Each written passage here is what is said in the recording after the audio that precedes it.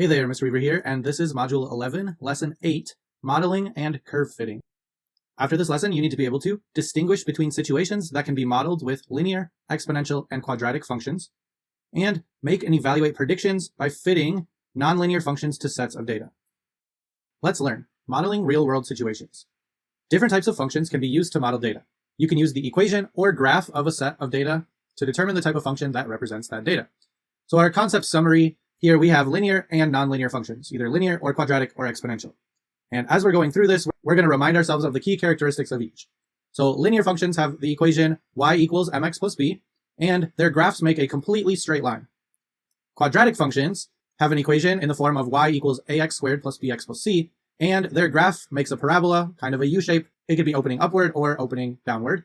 And then exponential, generally in the format y equals a times b to the x, we might see the exponential growth where we have like a start value times 1 plus or minus our percentage to the x power. It's in one of those types of formats. But for this, we'll use a times b to the x. And b has to be greater than 0.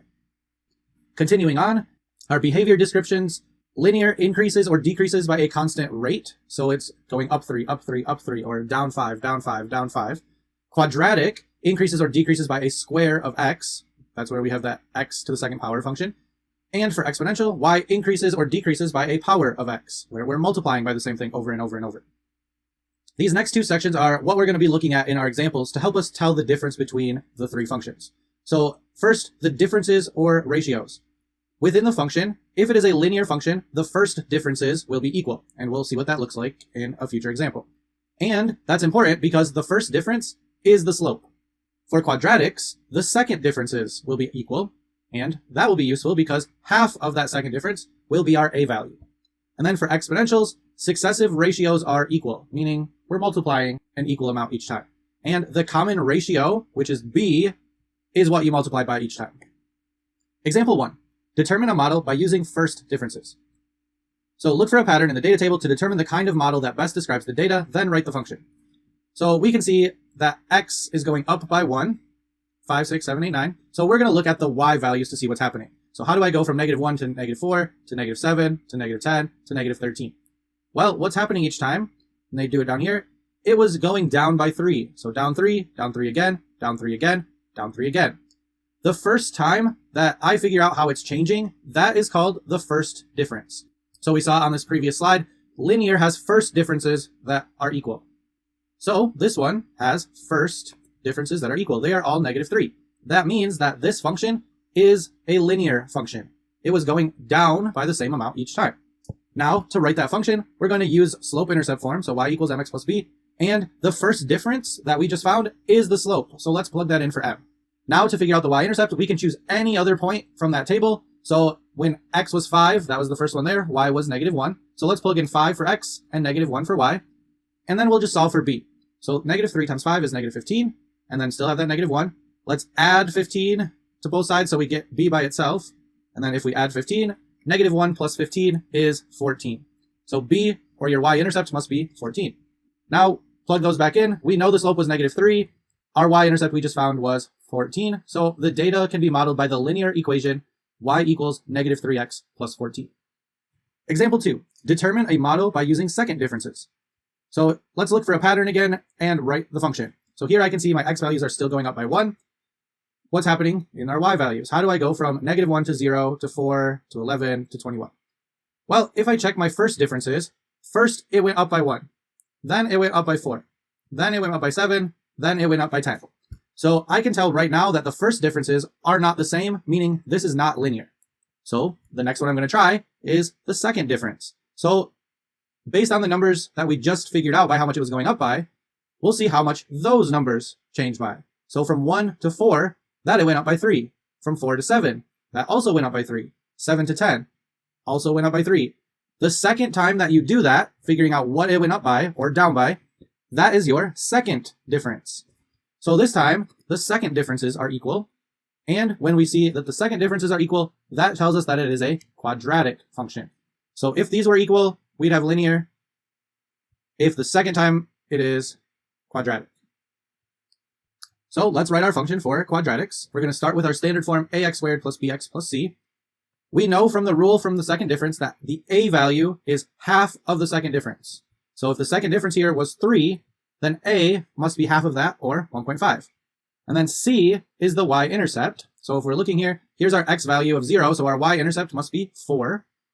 So let's plug in 4. Then to figure out b, we're going to use some other data points. So in the table, we were given the point -2, -1. So let's plug in -1 for y and -2 for both of our x places. And again, we need to solve for b. -2 squared is 4. 4 times 1.5 is 6. -2 times b is -2b, and then we have that plus 4. Combining like terms, 6 plus 4 is 10 minus 2b. I would have to subtract 10 from both sides, and I get -11. Then finally, I would divide both sides by -2 to get b by itself. So b would be equal to positive 5.5. Now that I know that b, I can have my a value, my b value, my c value, plug them back in. So 1.5x squared plus 5.5x plus 4. So my final equation, y equals 1.5x squared plus 5.5x plus 4. Example 3, determine a model by using ratios. Again, we're going to look for a pattern to determine the model, then write the function. So I can see x is going up by 1. This time, if I check my first differences, so it went from 400 to 100, so down 300. See that there? Then 100 to 25, down 75. I could keep going. I can tell right away it is not, because that first difference wasn't the same, even after the first 2 times. But we want to be able to keep going, so we would figure out the rest just so we can check at least the second difference. So the next one would be down 18.75. Then if I check my second difference, -300 to -75, that went up by 225. Then from -75 to -18.75, that went up 56.25. So checking our second differences, those are not the same either. So because the first differences are not equal, this cannot be modeled with linear. And because the second differences are not equal, it also cannot be modeled by quadratic. So the last one we're going to check is exponential. If we go through and it's not a first difference that's equal or a second difference that's equal, then we're going to check, do we have a common ratio? So can you multiply or divide by the same thing over and over to go from one number to the next? So 400 to 100 is dividing by 4 or multiplying by 1/4. Did that happen again? 100 to 25. Yes, that's also dividing by 4. Let's check to see if it keeps following. 25 divided by 4 is 6.25. It is. And the last one is also dividing by 4.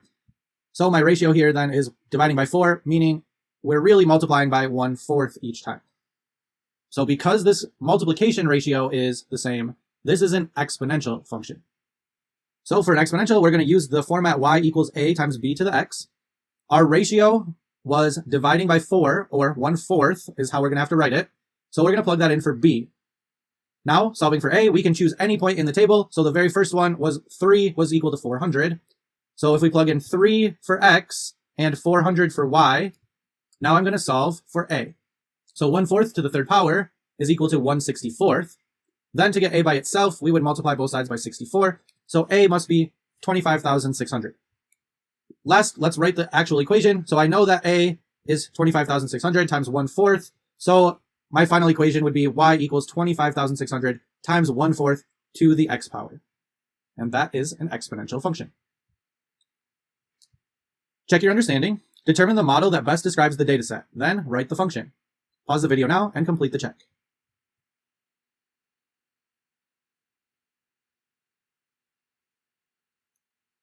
Check your answer.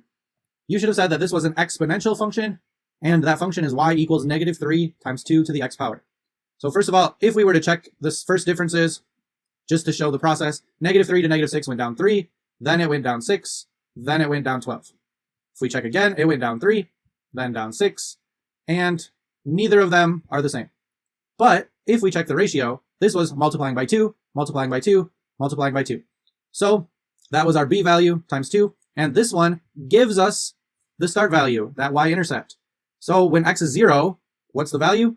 -3. So that's where it started at -3 and was multiplying by 2 each time. If that y-intercept is given to you, use it. Let's learn curve fitting. You can use a graphing calculator, or here I'm going to show you with Desmos, how to find the regression equation for a set of data approximated by a function. This is called curve fitting. And then in there, the coefficient of determination, which we're going to look for, which is capital R squared, will tell us how well that function fits the data. The closer that R square is to 1, the better the model is. If it's exactly 1, that just tells us that that was the function. So when we're doing this, we will be given a table of values, and we can make a scatter plot out of it. And then based on that scatter plot, we can see which of the three models, linear, exponential, or quadratic, fit those scatter plot points the best. So here we have a scatter plot. It's the same dots on each of our calculator screens with the curve that it gave us. Which one will fit the best? So we want to find the one that's closer to 1. So if we look, r squared is about equal to 0.86. That's not too far away from 1. But if we look, the line doesn't really look like it's following the dots as best as it could. But we'll check the others. If we take a quadratic model, we can see it following, and it's pretty much following the dots. And we have an r squared model of about 0.98. That's real close to 1. So let's check our exponential. Our r value here, our r square value here was 0.99. This one follows the dots the best. It is the closest to 1. So we would say that the dots that were here would be best modeled with an exponential function, with quadratic coming in a close second. Example 4, find the best model. Our real context here is video streaming. The table shows the number of households worldwide that subscribe to a video streaming service. Write a model that fits the data. So we can see our years here and the number of households in millions each year. So our first step when we do this is going to be to type in our data. You can use a graphing calculator, or here I'm going to show you with Desmos. And we're going to say, instead of 2007, that year we'll put as 0. So this will be 0, 1, 2, 3, and so on. Then we're going to make a scatter plot out of the new points.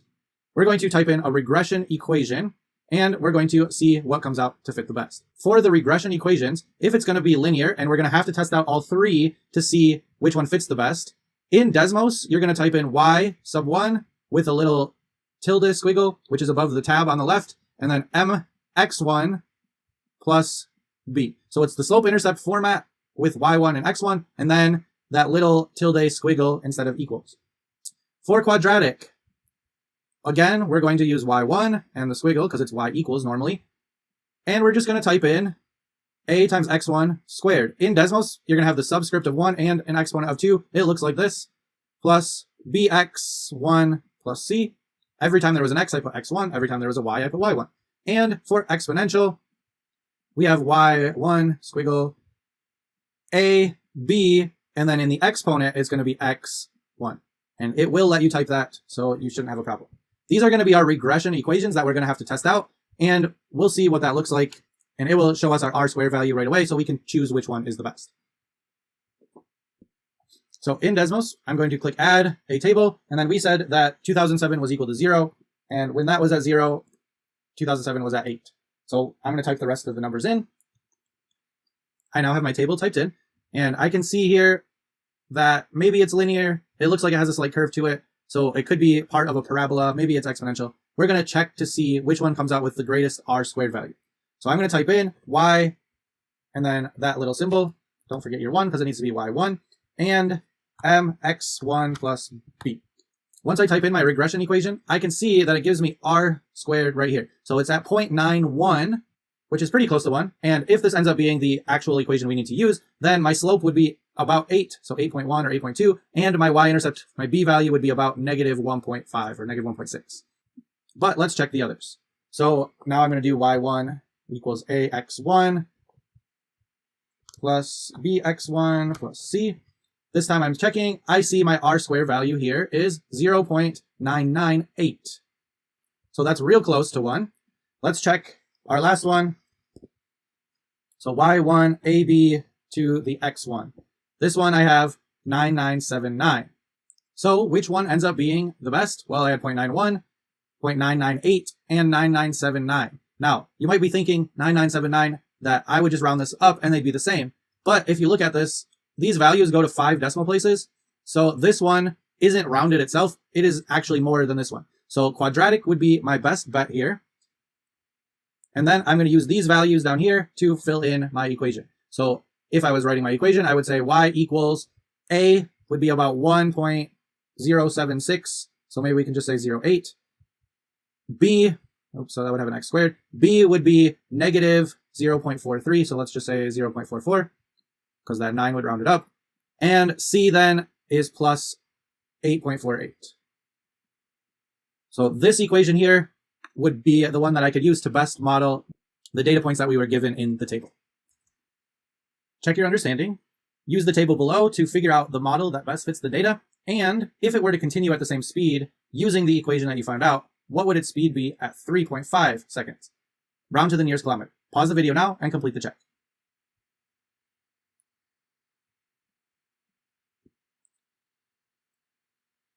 Check your answer. First, this would be best modeled by the equation for b, y equals 9.1 x squared plus 27.8 minus 4.4. And if this continued, so if we had 3.5, so first we'd have 3, then we'd have 3.5, we would predict it would be about 205. Let's see if we can figure out how to get this using Desmos. Here I've typed in our table. I still have the regression equations typed in from the last example. But if we change our table, we can see here, it's real hard to tell if this is part of an exponential, if this is curved a little for quadratic, or is it a straight line? So if we're typing in finding our r squared values, we have r squared for the linear one is 0.9904, real close to 1, but r squared for the quadratic is 9999, about as close as we can get, and the r squared for exponential is only 0.97. So quadratic is our best fit here. Then we're going to take our values for a, b, and c. We can see we have 9.14 for A, B was 27.77, and C negative 4.4. So when we're choosing our equations, we saw that it had to be quadratic, which means C and D are out of the question. And which one had those numbers that we want? A was 9.1, B was 27.77, so 27.8, and C was negative 4.4. So B was definitely our correct answer. And then if we're predicting 3.5, we're going to take that equation, so 9.1, and plug in 3.5 and see what we come out with. So I'm just plugging in 3.5 for each place that X shows up. And I'm going to use a calculator to calculate it out. So 3.5 times 3.5 is 12.25, and then times 9.1 is 111.475. I'm not going to round off yet. That's not too long. 27.8 times 3.5 is 97.3. And then subtracting 4.4. So 111.475 plus 97.3 minus 4.4, I end up with 204.373. So had we rounded up a little before, this maybe to 0.5, we would get our 205. That they said, and they did say round to the nearest kilometer. So either 204 or 205, depending on where we round off in our problem.